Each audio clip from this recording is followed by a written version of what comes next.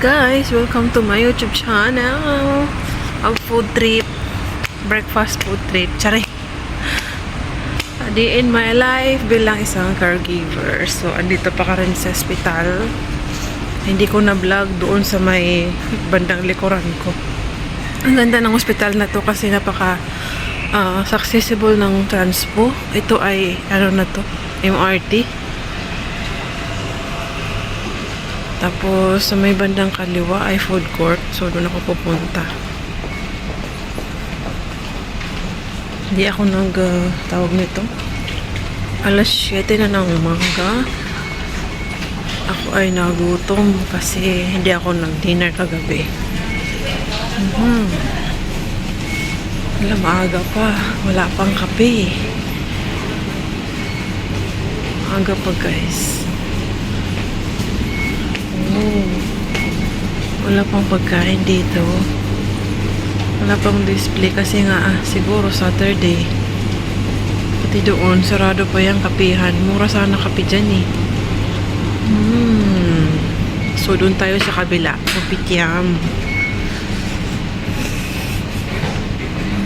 Ang mahal kasi ng breakfast doon sa Coffee Bean. So di natin afford yon. So, doon na lang tayo sa kabila. Meron lang sana sa taas. Kaya lang mas baka hindi pa doon bukas. Mas mahal kasi doon sa food court doon sa dinaanan natin ngayon. Sa dinaanan ko. So, pag na-admit yung alaga ko, dito yan sa National University Hospital. Diyan lagi sa main building. Tapos, itong Mr. Bean ay sarado pa.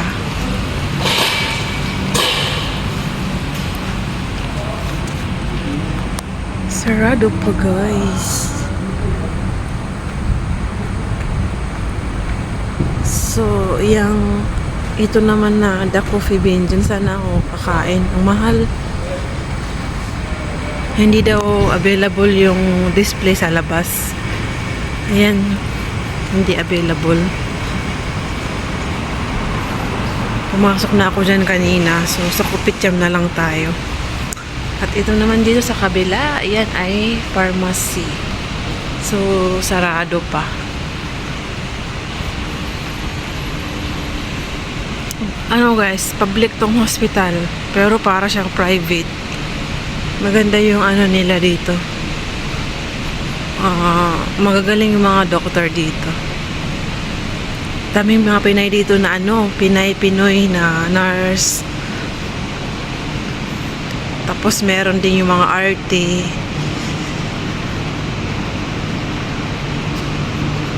Diba? Daming mga Pinoy dito nagtatrabaho. So kaya ako nandito kasi yung alaga ako naka-admit dito. Tapos ito naman, nabusan ka ng pera dyan, nag-withdraw ka. May ATM machine dito. Tapos sa dami rin kainan. Doon banda, marami doon bilihan. Doon sa pinuntahan ko. May bilihan din ng damit doon. Kaya lang sarado pa yon ngayon.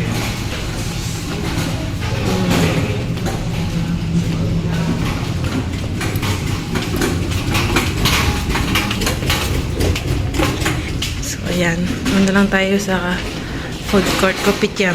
Mas mura-mura doon, guys. Mas mura siya.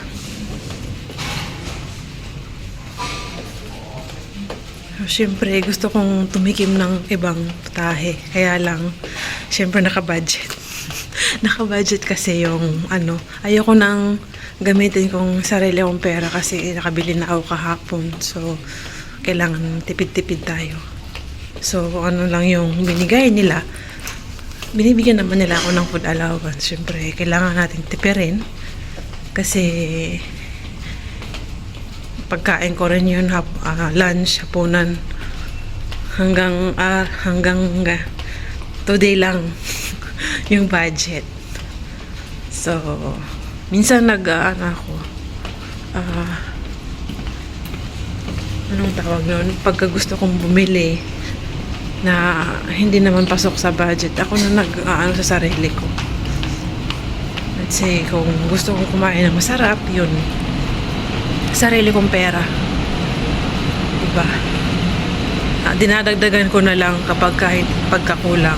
Kasi siyempre nakakasawa rin nakakasawa rin yung yun na lang lagi. Siyempre, bilang makatikim naman kahit ba minsan-minsan, reward na rin sa sarili mo na siyempre nagtatrabaho ka,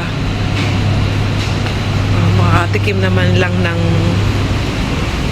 hindi naman kasarapan yung kaya sa bulsa pa din kahit mag-top up ako. So, dito na tayo. Ito ay kopitiam. So, let's see. Siyempre, dito tayo sa breakfast.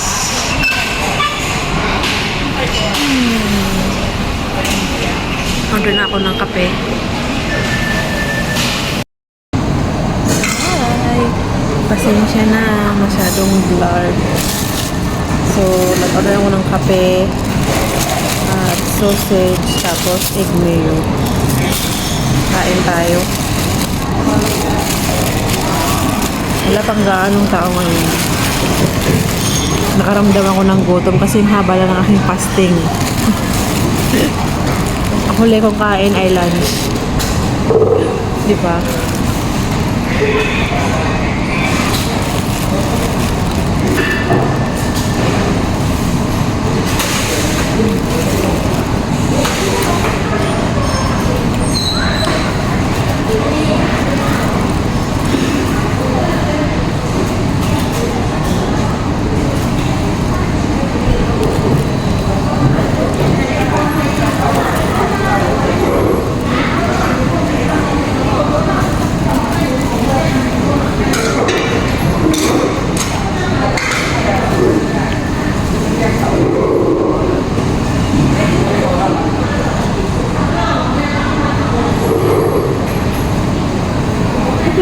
Camera parang blurred. Umusok-usok pa yung kape. Umusok-usok.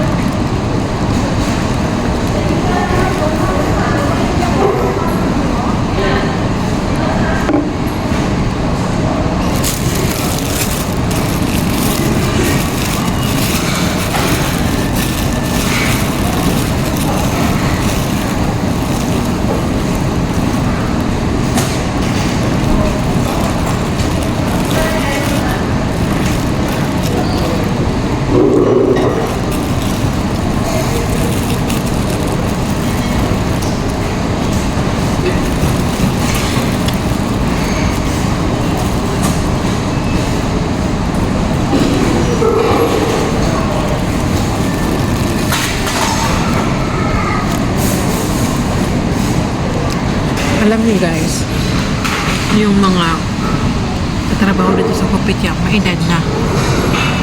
Tapos yung yan, ang tatrabaho yan. May edad na yan, senior na. Diba? So, hindi katulad sa atin sa Pinas. Pag ganyan may edad na, wala, nasa bahay na lang. Pero dito, may edad na yan. Tatrabaho pa din. Kaya pa ng katawan. Kaya ito dito, may senior dyan isa. Tapos yung dito banda sa kabila, yung pinagbilan ko ng kape. May isa rin dun senior citizen. Tapos doon sa taas, sa level 4, sa pinag-admitan ng alaga ko. Meron doon janitor. Ang dami doon mga senior citizen dito nagtatrabaho. Janitor, dito naman parang crew. Tapos dito ito pastry yan. May nagtatrabaho din dyan. Basta karamihan dito na maglilinis, na ano. Tapos doon sa mall, sa Lucky Plaza, i-search nyo na lang yung Lucky Plaza. Kilala yan sa buong mundo. Ang dami doon mga senior na lokal na nagtatrabaho, janitor, cleaner, gano'n. Basta dito, pag kaya pa ng katawan mo, walang problema, walang age limit. Sa atin kasi sa Pinas, may age limit. Ganun. Yun lang nakakalungkot, no? Pero dito, willing ka magtrabaho. Kahit senior ka na, walang age limit. Basta kaya ng katawan mo. Ganun.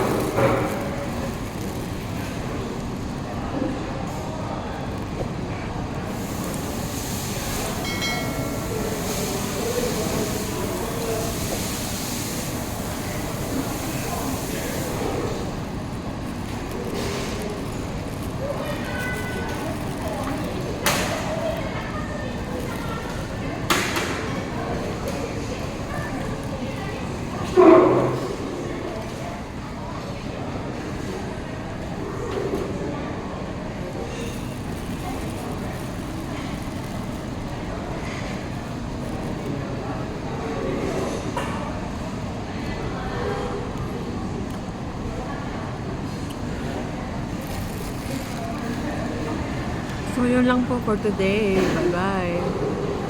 Sa di pa nakasubscribe dyan, please subscribe to my YouTube channel para po mag-update po sa inyo yung aking mga susunod na video.